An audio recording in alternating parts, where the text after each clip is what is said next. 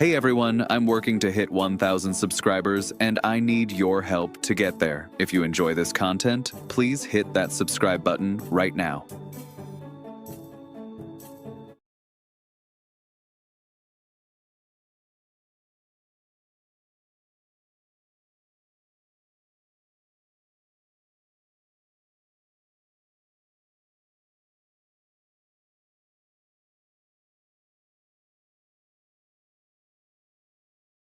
A couple injury updates here in a second, but just in no way, shape, or form can we play offensive football like that and try to win at a place like this. The Minnesota Vikings organization is imploding before our very eyes, and what we're witnessing isn't just another disappointing season. This is a full-blown organizational crisis that has the fan base questioning everything they thought they knew about this team, from catastrophic quarterback failures to a general manager who can't seem to draft his way out of a paper bag. The purple and gold are spiraling into what could be their darkest era in decades. Let's not sugarcoat this. The Vikings just got shut out. Completely blanked. 0 points. The first time that's happened since 2007. Think about that for a second. In an era where NFL offenses are supposedly unstoppable, where quarterbacks put up video game numbers every Sunday, the Minnesota Vikings couldn't manage to score a single solitary point. Not a field goal. Not a garbage time touchdown. Nothing. Zilch. Nada. This isn't just bad football. This is historically embarrassing football. But here's where it gets really juicy. This isn't just about one bad game. This is about an entire organizational philosophy that's rotting from the head down. Kevin O'Connell, the supposed offensive genius who is going to revolutionize Minnesota's attack, has been completely exposed. The league has figured him out, and instead of adapting, instead of evolving, he's doubling down on the same tired schemes that haven't worked all season long. His ego won't let him get out of his own way, and the Vikings are paying the ultimate price. The quarterback situation is an absolute dumpster fire. When rookie undrafted free agent Max Brosmer got thrown into the Seattle game, it was like watching a lamb being led to slaughter. 4 interceptions. 4. And you know what the really insane part is? O'Connell had this kid throwing the ball over 30 times in his first career start on the road in one of the loudest stadiums in football. Why not run the ball? Why not play conservative game manager football and lean on that defense? Because Kevin O'Connell's ego won't allow it. He wants to win every game 31-28. He'd rather lose throwing the ball 50 times than win running it 40 times and throwing it 15. That's not strategy, that's stubbornness, and it's killing this team. Then there's J.J. McCarthy, the first-round pick who was supposed to be the franchise savior. Instead, he's looked like the worst quarterback in professional football. Every single snap he's taken has been painful to watch. The kid clearly isn't ready, and yet the organization continues to trot him out there week after week with no real plan for his development. It's quarterback malpractice at the highest level, and it's destroying whatever confidence this young man had coming out of Michigan. But wait, it gets worse. General Manager Kwesi Adolfo-Mensah is quickly cementing his legacy as potentially the worst GM in the entire National Football League. That's not hyperbole. That's not hot take radio fodder. That's reality. Look at his draft record. Look at his trades. Look at his free agency decisions. It's a parade of failures that would be comical if it wasn't so devastating to the franchise. Take Kobe King, for example. The Vikings used a 6th-round pick on this linebacker, and before the season even really got going, they cut him. He's now on the New York Jets 53-man roster, so that draft pick essentially meant nothing. It was completely wasted. That's not just bad luck. That's poor evaluation, poor development, or both, and it's just one example in a long, depressing list of draft busts and missed opportunities. The offensive line situation perfectly encapsulates everything wrong with this organization. Ed Ingram was deemed unplayable in Minnesota. Vikings fans were begging for him to be benched. Now he's in Houston, and guess what? He's playing great football. Garrett Bradbury, another former Viking who couldn't cut it in Minnesota, is now the starting center for the number 1 seed in the AFC. Blake Brandel is contributing to a playoff team. These aren't nobodies who went elsewhere and became all pros. These are guys who the Vikings organization and coaching staff failed to develop or utilize properly. This raises a fascinating question that should terrify Vikings fans. How much of Minnesota's drafting problems are actually development and coaching issues? It's easy to blame the GM, and trust me, Adolfo-Mensah deserves his share of criticism. But when multiple players leave your organization and immediately succeed elsewhere, you've got to start wondering if the coaching staff is incompetent. The evidence suggests that somewhere between 10 and 20% of the Vikings' player development failures fall on the coaching staff. That's a significant problem because even if you fire the GM and bring in someone competent at evaluation, you're still stuck with coaches who can't develop talent. Speaking of the coaching staff, let's talk about offensive coordinator Wes Phillips for a second. What exactly does this man do? Seriously, someone needs to answer that question because based on the results on the field, his contribution appears to be somewhere between minimal and non-existent. The Vikings offense has been an absolute train wreck, and while Kevin O'Connell deserves the lion's share of the blame as the play caller, Phillips has shown zero ability to scheme guys open, create easy completions, or adjust the offensive philosophy to match the talent on the roster. The most frustrating part of all this is watching Justin Jefferson, arguably the best wide receiver in football, waste away in this dysfunctional offense. Jefferson is running deep crossers and deep ins almost exclusively. There are no quick slants, no 5-yard outs, no manufactured touches to get the ball in his hands in space. Kevin O'Connell's scheme requires quarterbacks to make high difficulty throws consistently, and when you've got the worst quarterback room in the league, that's a recipe for disaster.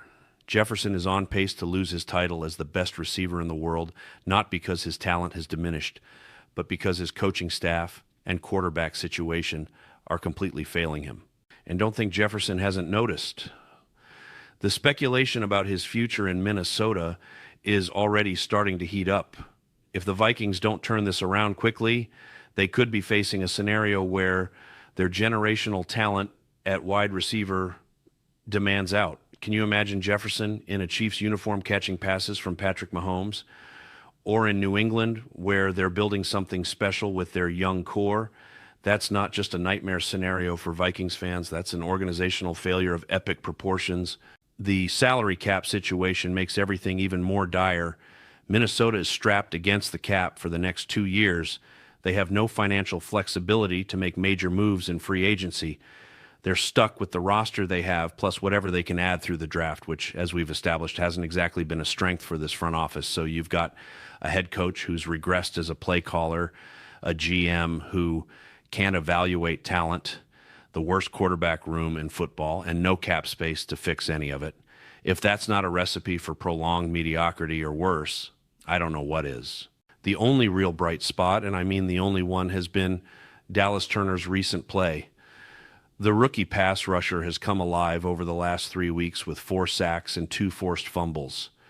He's finally starting to put together his athletic gifts with refined pass rush moves, and it's been beautiful to watch. But here's the thing. One rookie defensive end playing well doesn't save your season. It doesn't fix your offense. It doesn't magically make your coaching staff competent. It's a nice development, absolutely, but it's a tiny ray of light in an otherwise pitch-black season. What should the Vikings do? The answer is simple, even if the organization will never have the guts to actually do it. They need to ride with J.J. McCarthy for the entire next season, regardless of the results. Play him every single game. Let him take his lumps. Let him learn from his mistakes. If he looks terrible, if the Vikings win 3 games, so be it. Because you know what happens then? You get a top 3 pick in the 2027 draft and a chance at a real franchise quarterback. You also force Kevin O'Connell's hand. Either he adapts his offense to match McCarthy's skill set or he gets fired. Right now, there's no accountability because the organization keeps bringing in veteran quarterbacks as Band-Aids. But that's not what's going to happen. Want to know what the Vikings will actually do this offseason? They're going to trade for or sign a veteran quarterback, maybe Mac Jones, maybe someone in that tier. And you know what will happen. They'll win 10 games. They'll sneak into the playoffs as a wild card. They'll get bounced in the first round. And Vikings fans will be right back where they started, stuck in purgatory, picking 18th in the draft with no real answers at the most important position in football. That's the Minnesota Vikings way. Just good enough to give you hope, just bad enough to break your heart. Kevin O'Connell and Kwesi Adolfo-Mensah are making these decisions to save their own jobs. They know that if they have a 3-win season, they're both getting fired. So instead of doing what's best for the long-term health of the franchise, they'll do what's best for their own job security. They'll bring in a mediocre veteran, win just enough games to keep ownership happy, and kick the can down the road for another year. It's cowardly, it's short-sighted, and it's exactly what's going to happen. The fan base is absolutely in turmoil right now, and rightfully so. This was supposed to be a 12 or 13 win team. This was supposed to be a legitimate contender in the NFC. Instead, they're staring down the barrel of a losing season with no clear path forward. The frustration is palpable, the anger is real, and the sense of hopelessness is starting to creep in for a fan base that's endured decades of disappointment. Some fans are even starting to accept that maybe it's time for the Vikings to just be bad for a few years. Really bad, tank bad, because that's how you get elite talent. Look at the Detroit Lions. They were terrible for years, but they drafted Aiden Hutchinson, they drafted Jahmyr Gibbs, they drafted Penei Sewell. They built through the draft by being bad enough to pick high. The Cincinnati Bengals did the same thing with Joe Burrow and Jamar Chase. Sometimes you have to tear it all down and rebuild from scratch. The Vikings have the fourth highest winning percentage in NFL history, but they've never won a Super Bowl. Maybe all that mediocrity and almost good enough seasons have been holding them back from true greatness. The Wilf family, who've owned the team for over 2 decades, have presided over an era of perpetual purgatory. Never bad enough to get elite draft picks, never good enough to win a championship. It's the worst place to be in professional sports. At some point, you have to be willing to take a step back to take 2 steps forward. But that requires courage. It requires vision. And based on everything we've seen from this organization, those qualities are in short supply. The offensive philosophy is completely backwards for the personnel they have. You've got a coaching staff that wants to throw the ball 40 times a game with backup and third-string quarterbacks. You've got a GM who extended Josh Olibor for 3 years and $24 million to be a blocking tight end. But then the coach won't commit to running the football. Nothing makes sense. There's no cohesive vision.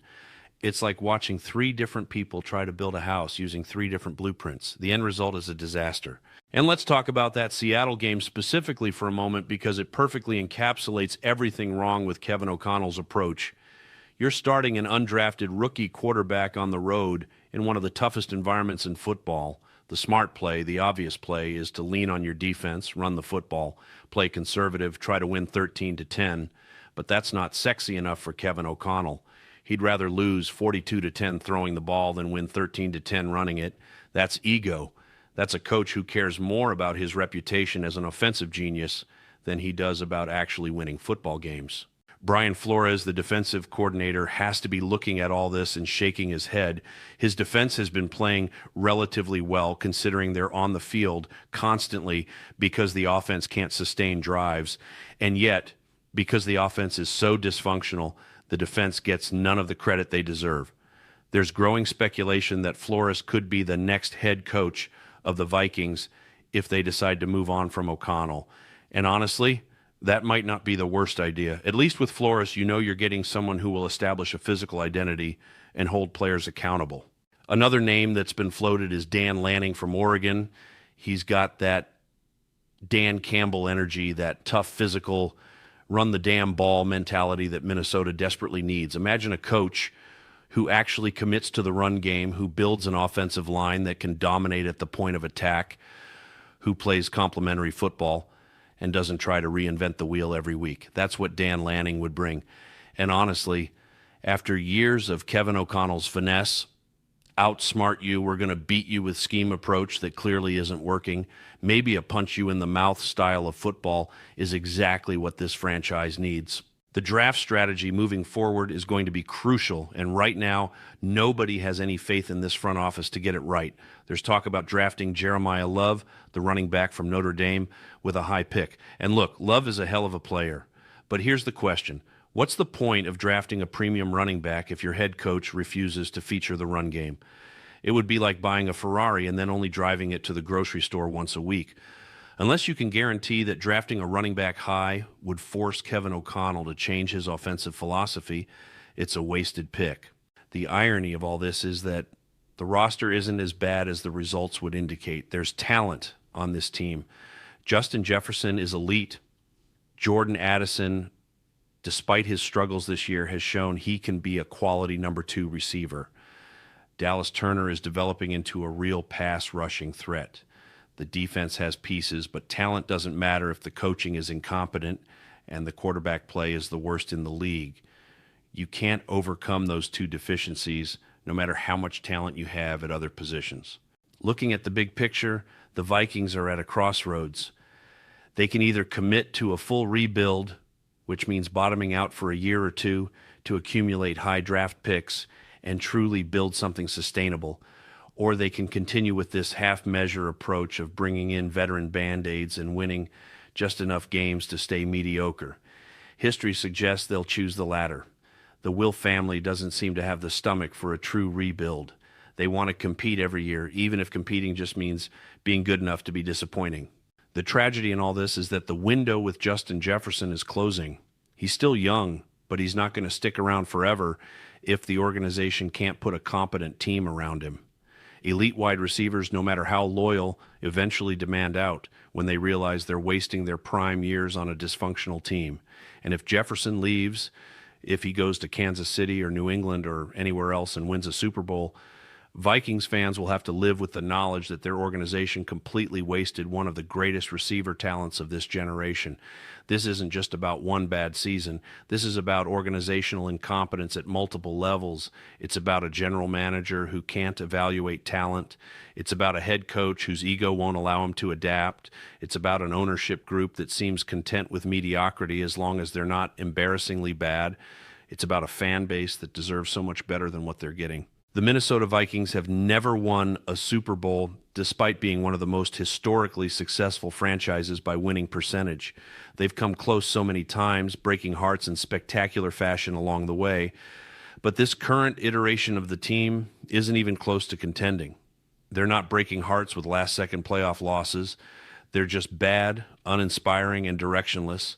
And somehow that might be worse than the heartbreaking near misses. So, where do the Vikings go from here? That's the million-dollar question that nobody in the organization seems to have an answer for.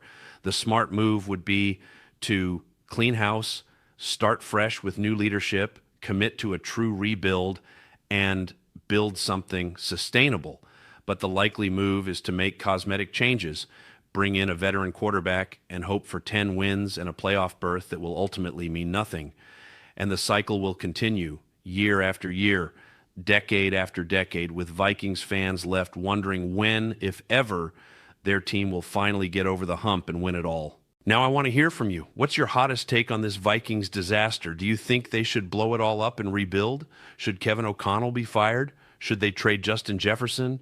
Is Kwesi Adolfo-Mensah the worst GM in football? Drop your thoughts in the comments below. And if you're as frustrated as the rest of Vikings Nation, make sure to smash that like button, subscribe to this channel for more hard-hitting analysis, and hit that notification bell so you never miss an update on this ongoing train wreck. The Viking season might be over, but the chaos is just getting started. Skol. Outcome.